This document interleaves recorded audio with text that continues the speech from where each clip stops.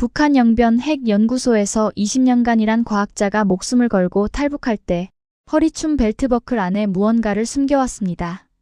그것은 북한 당국이 가장 두려워하는, 세상에 알려지면 안 되는 끔찍한 진실이었습니다. 국경을 넘고 총알을 피하고 중국 공안의 추적을 뚫고 그가 반드시 남쪽에 전해야 했던 것. 과연 그 작은 USB 안에는 무엇이 담겨 있었을까요? 반갑습니다. 오늘 이야기 궁금하시죠? 듣기 전에 구독, 좋아요 한 번씩 꾹 부탁드려요. 여러분의 응원을 받아 오늘의 사연 시작해보겠습니다. 제 이름은 박진성입니다. 지금은 대한민국에서 자유롭게 살고 있지만 불과 몇 년 전까지만 해도 저는 북한 영변 핵연구소의 과학자였습니다. 오늘 제가 여러분께 들려드릴 이야기는 제가 어떻게 조국을 버리고 이곳까지 오게 되었는지에 관한 것입니다. 1998년 제가 28살 때였습니다. 김일성 종합대학 핵물리학과를 졸업하고 영변 핵연구소에 배치받았을 때 저는 정말 자랑스러웠습니다. 당시만 해도 북에서 대학을 나온다는 것 자체가 큰 영광이었는데 하물며 나라의 핵심 과학시설에서 일하게 되다니 말입니다. 진성아, 너 정말 대단하다. 우리 집안의 자랑이야. 함경북도 청진에 계신 어머니는 제 배치 소식을 듣고 동네방네 자랑하셨다고 합니다. 그 시절 우리 어머니 세대분들은 자식이 출세하면 그게 곧 자기 인생의 전부였으니까요.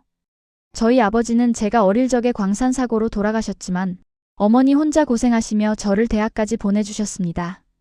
영변 연구소는 평양에서 북쪽으로 한참을 가야 하는 곳에 있었습니다.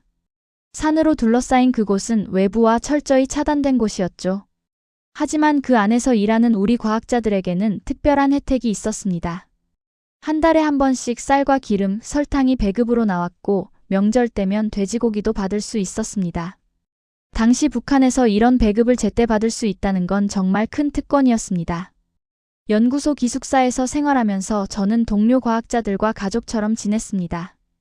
같은 방을 쓰던 김성철 형은 저보다 5살 위였는데 마치 친형처럼 저를 챙겨줬습니다. 퇴근 후 우리는 함께 바둑을 두거나 담배를 피우며 미래를 이야기하곤 했습니다.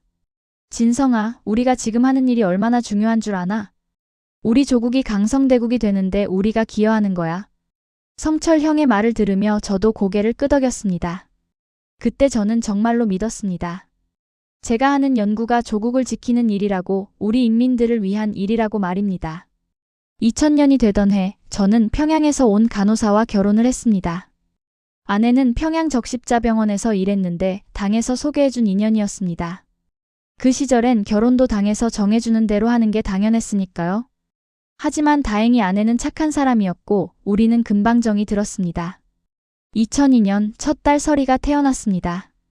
작고 보드라운 제 딸을 안았을 때의 그 느낌을 어떻게 표현할 수 있을까요? 여러분도 자식을 낳아보신 분들은 아실 겁니다. 그 작은 생명이 제 품에 안겨 숨을 쉬고 있을 때 저는 이 아이를 위해서라도 더 열심히 일해야겠다고 다짐했습니다. 그 무렵 연구소에서는 중요한 프로젝트가 진행되고 있었습니다. 제 역할은 방사능 물질의 반응 데이터를 분석하는 것이었습니다. 매일 아침 8시에 출근해서 저녁 6시까지 컴퓨터 앞에 앉아 숫자들과 씨름했습니다. 지금 생각하면 그게 무엇에 쓰이는 건지, 그 뒤에 무슨 일이 벌어지는지 전혀 모르고 있었습니다. 동무, 수고했네. 동무의 분석 덕분에 실험이 성공적으로 진행되고 있네. 상급 연구원이 제 어깨를 두드리며 칭찬할 때마다 저는 뿌듯했습니다. 제가 조국에 기여하고 있다는 생각에 가슴이 뜨거워졌습니다. 하지만 그때 저는 몰랐습니다. 제가 분석하던 그 데이터들이, 제가 자랑스럽게 여기던 그 일들이 사실은 얼마나 끔찍한 것의 일부였는지 말입니다. 그걸 알게 되기까지는 아직 10여 년이라는 시간이 더 필요했습니다. 그 시절 제 삶은 평온했습니다. 아침에 일어나 연구소로 출근하고 저녁엔 아내와 딸이 있는 기숙사로 돌아가는 일상. 일요일이면 가족과 함께 연구소 뒷산을 산책하고 명절엔 배급받은 고기로 만두를 빚어 먹던 소소한 행복. 그게 전부였습니다. 그리고 저는 그게 영원히 계속될 거라 믿었습니다. 2005년 봄이었습니다. 그날도 평소처럼 연구소 식당에서 아침을 먹고 있었는데 김성철 형이 보이지 않았습니다. 같은 방을 쓰는 형이 아침부터 안 보이다니 이상했습니다. 성철 형 어디 갔어요? 옆에 앉은 동료에게 물으니 그가 작은 목소리로 말했습니다. 어젯밤에 피를 토하고 쓰러져서 병원으로 실려갔다던데. 저는 밥숟가락을 놓았습니다. 성철 형은 제가 연구소에 들어왔을 때부터 저를 동생처럼 챙겨주던 사람이었습니다. 그런 형이 갑자기 쓰러지다니요. 그날 저녁 병원에 입원한 성철 형을 찾아갔습니다. 병실 문을 열고 들어갔을 때 저는 깜짝 놀랐습니다. 불과 며칠 전만 해도 건강하던 형의 모습이 완전히 달라져 있었습니다. 머리카락이 빠지기 시작했고 얼굴은 누렇게 떠 있었습니다. 진성아, 왔구나. 형은 힘없이 웃으며 손을 내밀었습니다. 제가 그 손을 잡았을 때 얼마나 차가웠는지 모릅니다. 형, 무슨 병이에요? 의사 선생님이 뭐래요? 잘 모르겠다더라. 원인을 찾는 중이래. 하지만 형의 눈빛은 뭔가 알고 있는 것 같았습니다. 제가 다시 물으려는데 간호사가 들어와서 저를 내보냈습니다. 그로부터 2달 후 성철 형은 세상을 떠났습니다. 38배 나이였습니다. 장례식장에서 형수님이 우는 모습을 보며 저는 가슴이 무너지는 것 같았습니다. 여러분도 아시잖아요. 한창 나이에 가장이 죽으면 그 가족이 얼마나 힘든지 말입니다. 동무의 남편은 조국을 위해 헌신하다 가신 거요. 영광스럽게 생각하시오. 당에서 나온 사람이 형수님께 그렇게 말했습니다. 영광? 저는 그 말이 이해되지 않았습니다. 대체 무엇이 영광스럽다는 건지 말입니다. 성철 형만이 아니었습니다. 그 후로도 연구소에서 비슷한 증상으로 쓰러지는 사람들이 생겨났습니다. 2007년에는 제 옆 연구실에서 일하던 박 동무가, 2008년에는 실험동에서 일하던 최 동무가 같은 병으로 세상을 떠났습니다. 저는 점점 이상하다는 생각이 들었습니다. 이렇게 젊은 사람들이 연달아 같은 증상으로 죽어가는 게 정상일 리 없었습니다. 하지만 누구도 그 얘기를 입 밖에 꺼내지 않았습니다. 아니, 꺼낼 수 없었습니다. 어느 날 저는 용기를 내어 연구소 의무실 의사에게 물었습니다. 선생님, 요즘 동무들이 자꾸 이상한 병에 걸리는데 혹시 방사능 피폭은 아닐까요? 의사는 제 말을 듣더니 주위를 둘러본 후 낮은 목소리로 말했습니다. 동무, 그런 말 함부로 하는 게 아니요. 우리 연구소는 안전하오. 당에서 그렇게 말했소. 하지만 그의 떨리는 목소리에서 저는 진실을 느꼈습니다. 그도 알고 있었습니다. 우리가 다루는 물질이, 우리가 하는 실험이 얼마나 위험한지 말입니다. 그날 밤 저는 잠을 이룰 수 없었습니다. 옆에서 자고 있는 아내와 딸을 바라보며 생각했습니다. 만약 제게도 그런 일이 생긴다면 이 아내는 어떻게 되는 걸까? 그때부터였습니다. 제 마음속에 작은 의문이 생기기 시작한 것은 우리가 하는 일이 정말 조국을 위한 것일까? 아니면 우리는 그저 소모품에 불과한 걸까? 하지만 그 의문을 입 밖에 낼 수는 없었습니다. 북에서는 의심하는 것 자체가 죄가 되니까요. 저는 그저 매일 출근하고 데이터를 분석하고 퇴근하는 일상을 반복했습니다. 겉으로는 아무렇지 않은 척했지만 제 마음속 균열은 점점 커져가고 있었습니다. 2012년 제 인생에서 가장 힘든 시기가 시작되었습니다. 어느 날 연구소당 비서가 저를 불렀습니다. 사무실에 들어가자 그는 차갑게 말했습니다. 박진성 동무의 연구 성과가 기대에 못 미치고 있소. 앞으로 특별 배급은 중단하겠소. 순간 머리가 하얘졌습니다. 특별 배급이 끊긴다는 것은 우리 가족이 굶어야 한다는 뜻이었습니다. 당시 북한에서는 일반 배급소에 나가봐야 쌀 한 톨 구경하기 어려웠으니까요. 동무, 그게 제가 더 열심히 하겠습니다. 열심히 한다고 되는 게 아니라 성과를 내야지. 저는 고개를 숙인 채 사무실을 나왔습니다. 어떻게 아내에게 이 말을 전해야 할지 막막했습니다. 집에 돌아가자 아내가 저녁을 차려놓고 기다리고 있었습니다. 하지만 밥상 위에는 옥수수죽과 김치만 덩그러니 놓여 있었습니다. 예전 같으면 쌀밥에 된장국이라도 있었는데 말입니다. 여보, 쌀이 떨어졌어요. 장마당에 나가봐도 값이 너무 올라서. 아내의 말에 저는 그제야 현실을 깨달았습니다. 우리 형편이 이미 이렇게 나빠져 있었던 겁니다. 아빠, 나 배고파. 11살이 된 딸 설이가 작은 목소리로 말했습니다. 그 말이 제 가슴을 찔렀습니다. 자식이 배고프다는 말만큼 부모를 아프게 하는 말이 또 어디 있겠습니까? 그날부터 저는 장마당에 나가기 시작했습니다. 집에 있던 물건들을 하나씩 팔아서 쌀을 샀습니다. 시계, 라디오, 심지어 아내의 결혼 반지까지 팔았습니다. 여보, 이 반지는 안 돼요. 당신이 결혼할 때 끼워준 건데. 괜찮소. 반지보다 서리가 먹는 게 더 중요하지 않소. 아내는 울먹이며 반지를 빼주었습니다. 그 반지를 장마당 금은방에 팔고 받은 돈으로 쌀 5kg을 샀습니다. 옛날엔 한 달 배급으로 받던 양인데 이제는 반지를 팔아야 겨우 살 수 있었습니다. 설상가상으로 아내가 다니던 병원에서도 문제가 생겼습니다. 어느 날 저녁 아내가 울면서 돌아왔습니다. 여보, 나 병원에서 잘렸어요. 당신 성분이 나빠졌다고. 성분이 나빠졌다는 말은 곧 우리 가족이 감시 대상이 되었다는 뜻이었습니다. 연구 성과가 안 좋다는 이유로 저희 가족 전체가 찍힌 겁니다. 겨울이 되자 상황은 더 나빠졌습니다. 난방용 석탄을 구할 돈이 없어서 우리는 추위에 떨어야 했습니다. 밤이면 식구 셋이 한 이불 속에 웅크리고 서로를 껴안으며 잠들었습니다. 엄마, 춥지 않아? 아니야, 설이야. 엄마는 안 춥다. 너나 따뜻하게 자렴. 하지만 아내의 몸은 얼음장처럼 차가웠습니다. 그 겨울 딸아이는 감기에 걸렸지만 병원에 갈 돈도 없었습니다. 제가 할 수 있는 거라곤 뜨거운 물에 수건을 적셔 딸의 이마를 닦아주는 것뿐이었습니다. 어느 날 밤 잠든 딸과 아내를 바라보며 저는 주먹을 꽉 쥐었습니다. 이렇게는 살 수 없다는 생각이 들었습니다. 이 나라는 우리 같은 사람들을 사람으로 보지 않는다는 걸 그때 확실히 깨달았습니다. 쓸모가 있을 땐 특별 대우를 해주다가도 쓸모가 없어지면 굶어 죽든 얼어 죽든 상관하지 않는 곳. 그게 바로 제가 살던 나라였습니다. 그날 밤 저는 결심했습니다. 언젠가는 어떻게든 이곳을 벗어나야겠다고 말입니다. 2015년 가을 제 인생을 완전히 바꾼 사건이 일어났습니다.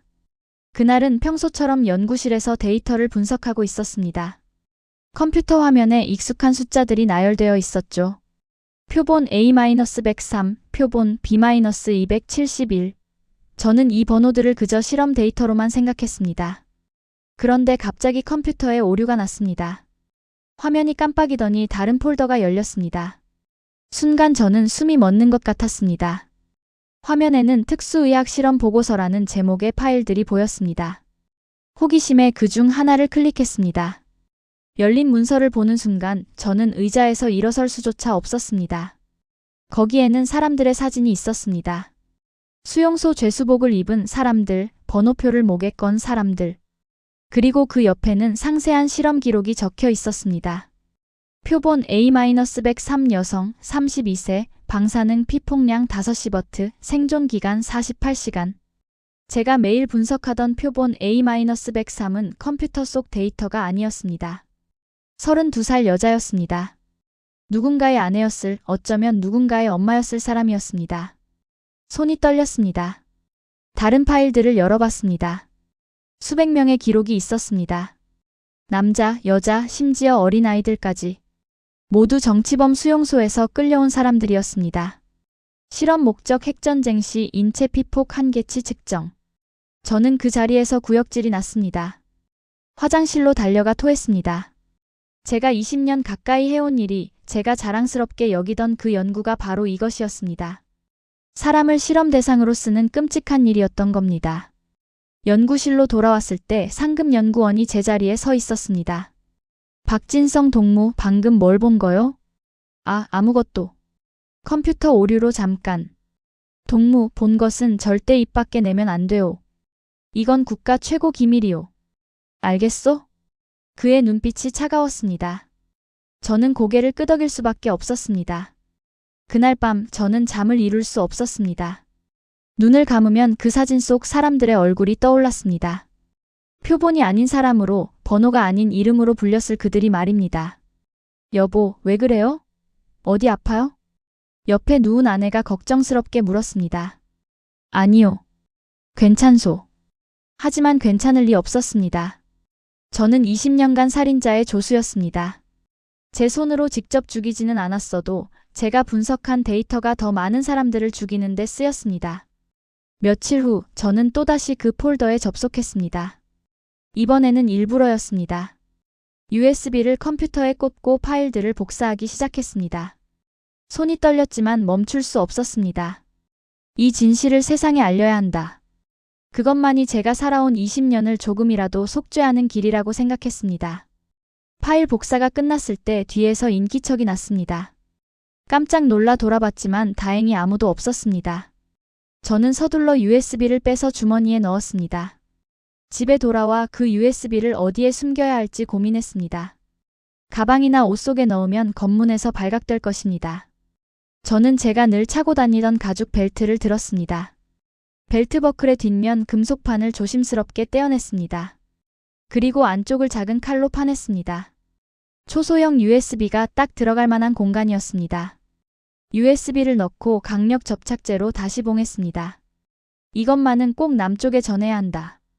허리에 벨트를 차며 다짐했습니다. 이제 저는 단순히 제 가족만을 위해 탈북하는 게 아니었습니다. 북에서 고통받는 사람들을 위해 세상이 알아야 할 진실을 전하기 위해 목숨을 걸어야 했습니다. 2016년 여름 탈북을 결심하게 만든 마지막 사건이 터졌습니다. 저녁 무렵 아내가 겁에 질린 얼굴로 집에 돌아왔습니다. 여보, 큰일 났어요. 서리가 왜? 무슨 일이야? 여성동맹에서 통지서가 왔는데 서리를 군 간부하고 결혼시키겠대요. 다음 달에. 순간 머리가 하얘졌습니다. 서리는 이제 겨우 16살이었습니다. 아직 꿈도 많고 배워야 할 것도 많은 나이인데 강제로 결혼을 시킨다니요. 그게 무슨 소리요? 서리는 아직 어린애인데? 저도 그렇게 말했어요. 근데 여성동맹에서는 당에서 정한 일이라고 거부하면 우리 가족이 다 끌려간대요. 북한에서는 성분이 나쁜 집안의 딸들을 간부들과 강제로 결혼시키는 일이 종종 있었습니다. 그게 일종의 회유책이기도 하고 또 간부들에게 주는 혜택이기도 했습니다. 그날 밤 16살 딸아이가 눈물을 흘리며 말했습니다. 아빠, 나 결혼하기 싫어. 그 아저씨 40살이 넘었대. 나 학교 더 다니고 싶어. 딸을 안아주며 저는 이를 악물었습니다. 이 아이를 이런 식으로 희생시킬 수는 없었습니다. 제가 부모로서 할 수 있는 일은 단 하나뿐이었습니다. 탈북. 목숨을 걸고라도 이 땅을 벗어나는 것. 다음 날부터 저는 은밀히 준비를 시작했습니다. 먼저 장마당에서 브로커를 수소문했습니다. 조심스럽게 접근해서 탈북을 도와줄 사람을 찾았습니다. 중국으로 갈 수 있소? 돈이 얼마나 있는데요? 금이 좀 있소. 브로커는 제 얼굴을 한참 쳐다보더니 고개를 끄덕였습니다. 좋아요. 근데 세 식구 다 데려가려면 돈이 많이 들어요. 금 100g은 있어야 해요. 금 100g. 엄청난 돈이었습니다. 저는 집에 있던 귀중품들을 모두 팔기 시작했습니다. 어머니께 물려받은 금반지, 결혼식 때 받은 금목걸이, 심지어 TV와 냉장고까지 팔았습니다. 그러던 어느 날 함경북도 청진에 계신 어머니를 찾아뵙기로 했습니다. 탈북하면 언제 다시 뵐 수 있을지 모르니까요. 기차를 타고 청진까지 가는 동안 제 마음은 무거웠습니다. 78이 되신 어머니를 두고 떠난다는 게 얼마나 가슴 아픈 일인지 모릅니다. 엄마, 제가 왔어요. 작은 흙집에서 홀로 사시는 어머니를 보니 눈물이 났습니다. 허리도 많이 굽으시고 머리도 새하얗게 새셨습니다. 진성아, 왔구나. 서리는 학교 때문에 못 왔어요. 그래? 우리 손녀가 공부를 잘한다며? 어머니는 손녀 자랑을 하시며 기뻐하셨습니다. 저는 차마 진실을 말씀드릴 수 없었습니다. 제가 곧 이 땅을 떠난다는 것도, 다시는 어머니를 뵙지 못할 수도 있다는 것도. 엄마, 제가 돈 좀 드릴게요. 드시고 싶은 거 사 드세요. 아이고, 네가 무슨 돈이 있다고? 너희나 잘 먹어라. 어머니 손을 잡았을 때 그 손이 얼마나 거칠고 주름투성이었는지 모릅니다. 평생 고생만 하신 어머니의 손이었습니다. 돌아오는 기차 안에서 저는 계속 눈물을 닦았습니다. 옆에 앉은 사람들이 이상하게 볼까봐 창밖만 바라봤습니다. 엄마, 죄송합니다. 불효자식을 용서하세요. 마음속으로 수없이 사과했습니다. 평양으로 돌아와 브로커를 다시 만났습니다. 금을 건네며 날짜를 정했습니다. 다음 달 보름 함경북도 무산에서 만나요. 거기서 강을 건널 거예요. 이제 한 달밖에 남지 않았습니다. 그동안 준비할 것들이 많았습니다. 하지만 가장 중요한 건 이미 제 허리춤에 있었습니다. 벨트 버클 속에 숨긴 USB. 이것만은 무슨 일이 있어도 지켜내야 했습니다. 2017년 1월 15일 밤. 제 인생에서 가장 긴 밤이었습니다. 함경북도 무산까지 가는 동안 가슴이 터질 것 같았습니다. 기차 안에서도 버스 안에서도 저는 계속 허리춤의 벨트를 만지작거렸습니다. 혹시 USB가 빠지지는 않았는지, 버클이 떨어지지는 않았는지 확인하고 또 확인했습니다. 여보, 괜찮아요? 아내가 작은 목소리로 물었습니다. 딸 설이는 두려움에 떨고 있었습니다. 괜찮소. 다 잘 될 거요. 하지만 제 목소리도 떨리고 있었습니다. 무산에서 브로커를 만났습니다. 그는 우리를 한 민가로 데려갔습니다. 오늘 밤 11시에 출발합니다. 그때까지 여기서 쉬세요. 그리고 짐은 최소한으로만 가져가세요. 우리는 작은 방에서 서로를 껴안고 앉아 있었습니다. 시간이 너무 빨리 가는 것 같았습니다. 아빠, 무섭지 않아? 설이가 물었습니다. 무섭지. 하지만 우리가 함께 있으면 괜찮아. 11시가 되었습니다. 브로커가 문을 두드렸습니다. 출발합니다. 저를 따라오세요. 소리 내지 마세요. 우리는 어둠 속을 걸었습니다. 1시간쯤 걸었을까요? 앞에 두만강이 보였습니다. 얼음이 얼어 있었지만 완전히 단단하지는 않아 보였습니다. 여기서부터는 기어서 가야 합니다. 국경수비대 초소가 저기 보이죠? 저들이 순찰 돌 때 우리가 건너는 겁니다. 심장이 쿵쾅거렸습니다. 숨소리마저 크게 들리는 것 같았습니다. 자, 지금이요. 브로커의 신호에 우리는 강으로 내려갔습니다. 얼음 위를 기어가는데 손이 얼어붙는 것 같았습니다. 딸아이의 거친 숨소리가 들렸습니다. 그때였습니다. 불빛이 우리를 향했습니다. 거기 누구냐? 멈춰. 국경수비대였습니다. 제 온몸이 굳었습니다. 끝났구나 싶었습니다. 빨리 뛰어요. 브로커가 소리쳤습니다. 우리는 일어나 뛰기 시작했습니다. 뒤에서 총소리가 들렸습니다. 탕, 탕. 설이야. 엎드려. 딸을 끌어안고 얼음 위에 엎드렸습니다. 총알이 머리 위로 지나갔습니다. 여보, 우리 죽는 거예요? 아내가 울먹였습니다. 아니요. 절대 안 죽소. 그때 브로커가 수비대 쪽으로 무언가를 던졌습니다. 돈뭉치였습니다. 이것 좀 보시오. 미국 달러요. 수비대원들이 잠시 멈칫했습니다. 그 틈에 브로커가 소리쳤습니다. 빨리 강 건너편으로. 우리는 다시 뛰었습니다. 얼음이 갈라지는 소리가 났습니다. 발이 물속으로 빠졌습니다. 차가운 물이 다리를 적셨습니다. 조금만 더, 조금만 더요. 브로커가 앞에서 손짓했습니다. 저는 딸의 손을 꽉 잡고 아내의 팔을 끌며 앞으로 나아갔습니다. 마침내 강 건너편에 도착했습니다. 중국 땅이었습니다. 빨리 숲으로. 우리는 숲속으로 뛰어들었습니다. 한참을 달리고 나서야 멈췄습니다. 숨이 턱까지 찼습니다. 여보, 우리 살았어요? 그런 것 같소. 아내를 꽉 안았습니다. 딸도 안았습니다. 세 식구가 서로를 껴안고 울었습니다. 저는 떨리는 손으로 허리춤을 만져봤습니다. 벨트가 있었습니다. 버클도 무사했습니다. USB도 그 안에 있을 것입니다. 고맙소, 정말 고맙소. 브로커에게 인사했습니다. 아직 안전한 게 아닙니다. 여기는 중국이지만 중국 공안에게 잡히면 북으로 돌려보내집니다. 일단 안전한 곳으로 가죠.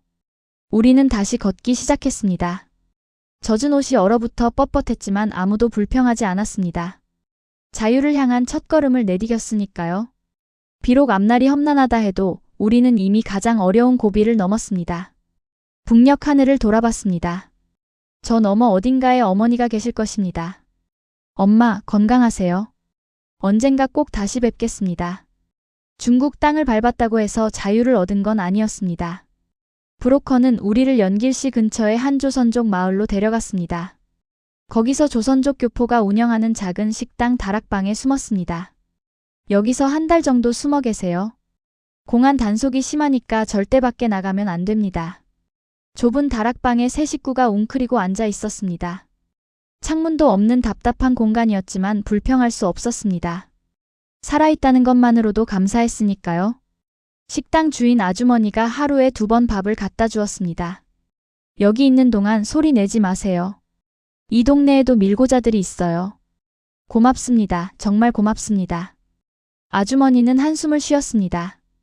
같은 민족인데 이렇게 숨어 살아야 하다니. 참 안타까워요. 한 달이 지났습니다. 이제 한국으로 가는 방법을 찾아야 했습니다. 브로커가 다시 찾아왔습니다. 한국 대사관이 있는 동남아시아로 가야 합니다. 라오스나 태국으로요. 돈이 더 필요합니다. 얼마나요? 한 사람당 2,000달러씩 3명이면 6,000달러요. 6,000달러. 엄청난 돈이었습니다. 저희에게 그런 돈이 있을 리 없었습니다. 제가 일을 해서 돈을 벌 수는 없을까요? 불법 체류자가 일한다고요? 잡히면 바로 북송됩니다.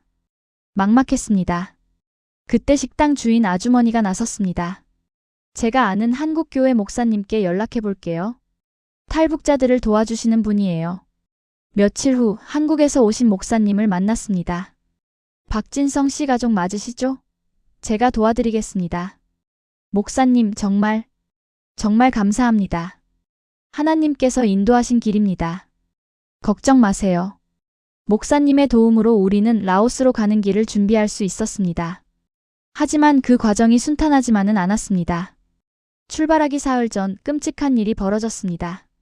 아내가 장을 보러 식당에 내려갔다가 중국 공안에게 붙잡힌 겁니다.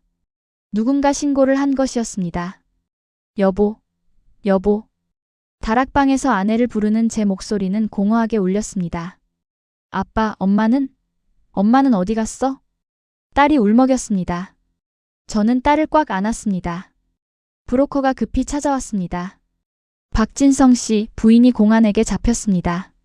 내일 모레 북으로 넘겨진다고 합니다. 그럼 제가 가서. 안 됩니다. 당신까지 잡히면 딸은 어떻게 합니까? 그리고 당신이 가지고 있는 그 자료는요? 저는 주저앉았습니다. 벨트를 만지작거렸습니다. USB가 있었습니다. 이것을 남쪽에 전해야 했습니다. 하지만 아내를. 아빠, 우리 엄마 구하러 가야지. 설이야. 그날 밤 저는 한 번도 기도해 본 적 없었지만 무릎을 꿇고 기도했습니다. 신이시여, 제발 제 아내를 살려주십시오. 제가 무슨 짓이든 하겠습니다. 하지만 기적은 일어나지 않았습니다. 아내는 북으로 송환되었습니다. 다시는 만날 수 없을지도 모릅니다. 일주일 후 목사님의 배려로 저와 딸은 라오스행 버스에 올랐습니다. 가짜 신분증을 들고 떨리는 마음으로 국경을 넘었습니다. 버스 안에서 딸이 물었습니다. 아빠, 엄마는 괜찮을까? 엄마는 강한 사람이야. 괜찮을 거야. 하지만 제 목소리는 확신이 없었습니다. 북으로 돌아간 탈북자들이 어떤 처벌을 받는지 저는 알고 있었습니다. 손으로 벨트를 쥐었습니다. 이것만은 반드시 남쪽에 전해야 합니다. 그게 아내를 위해서라도, 북에서 고통받는 사람들을 위해서라도 제가 해야 할 일이었습니다.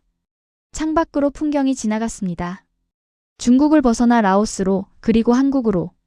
자유를 향한 긴 여정은 아직 끝나지 않았습니다. 2017년 7월 20일. 인천공항에 도착한 날을 평생 잊을 수 없습니다. 라오스 한국 대사관을 거쳐 비행기를 탄 지 6시간 만에 대한민국 땅을 밟았습니다. 딸 설이의 손을 꽉 잡고 입국장을 나서는데 다리가 후들거렸습니다. 여기가 남쪽이구나. 꿈만 같았습니다. 정말로 자유의 땅에 온 것일까요? 공항에서 국정원 직원들이 우리를 맞이했습니다.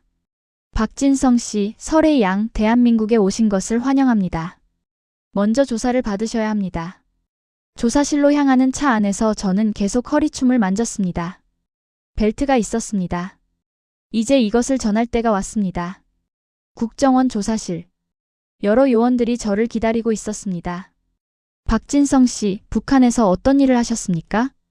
영변 핵연구소에서 20년간 일했습니다. 요원들의 표정이 진지해졌습니다. 구체적으로 어떤 업무를 담당하셨습니까? 방사능 관련 데이터 분석을 했습니다. 그런데 저는 떨리는 손으로 벨트를 풀었습니다. 요원들이 의아한 표정으로 쳐다봤습니다. 이 벨트 버클 안에 중요한 자료가 있습니다. 벨트 안에요? 한 요원이 조심스럽게 버클을 받아들었습니다. 접착제가 단단히 붙어 있어서 공구로 조심스럽게 떼어냈습니다. 작은 USB가 나왔습니다. 이게 정말 여기 넣고 오셨습니까? 네. 북에서부터 지금까지 이것만은 지켰습니다. 요원이 USB를 컴퓨터에 꽂았습니다. 파일들이 화면에 나타나기 시작했습니다. 잠시 침묵이 흘렀습니다. 요원의 얼굴이 굳어졌습니다. 팀장님, 이거 직접 보셔야겠습니다. 곧 회의실에 여러 사람들이 모였습니다. 컴퓨터 화면을 보던 그들의 표정이 점점 심각해졌습니다. 팀장으로 보이는 사람이 저를 바라봤습니다. 박진성 씨, 이 자료가 이게 정말입니까? 네. 영변연구소 보안 서버에서 가져온 생체 실험 기록입니다.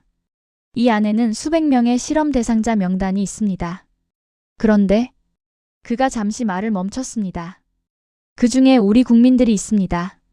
납북자와 국군 포로 후손들입니다. 지금도 그곳에 생존해 계실 가능성이 있습니다. 그 순간 제 눈에서 눈물이 흘렀습니다. 제가 목숨 걸고 허리에 차고 온 것이 단순한 자료가 아니었습니다. 살아있는 우리 동포들의 증거였습니다. 제가 20년간 그걸 모르고 일했습니다. 용서해 주십시오. 팀장이 제 어깨에 손을 얹었습니다. 박진성 씨, 당신은 잘못이 없습니다. 오히려 이 자료를 가져와 주셔서 감사합니다. 이것으로 우리가 할 수 있는 일이 많습니다. 그 후 저와 딸은 하나원에서 석 달간 교육을 받았습니다. 남한 사회에 적응하는 법, 자본주의 경제, 민주주의 제도를 배웠습니다. 처음 마트에 갔을 때 저는 충격을 받았습니다. 물건이 넘쳐났습니다.